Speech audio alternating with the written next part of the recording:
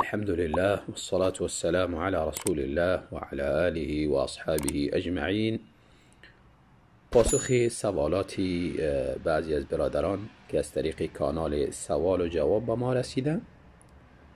برادری پرسیدن که در وقت خواب کردن سوره یاسین را به ذریعه تلفن که گوشکی را در گوششان میگذاره گوش میکنه چون دیگران را اذیت نرسانه، آیا این درست است یا خیر؟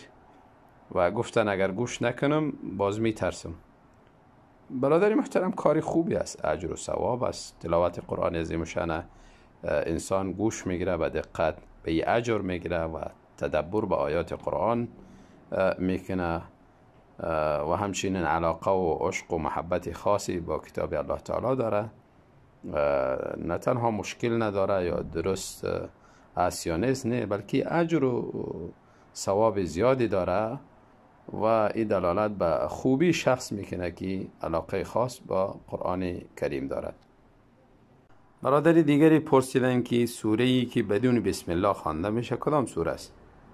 برادری محترم، سوره واضح است، سوره توبه که در اولش بسم الله نوشته نیست و وقتی که قاری اگر ابتدا شروع میکنه بدون بسم الله اعوذ بالله میخوانه و سوره را شروع میکنه میخوانه و همچنان در تلاوت اگر بوده باشه سوره انفال ختم میکنه به سوره توبه انتقال میکنه، در اولش بسم الله نمیخواند.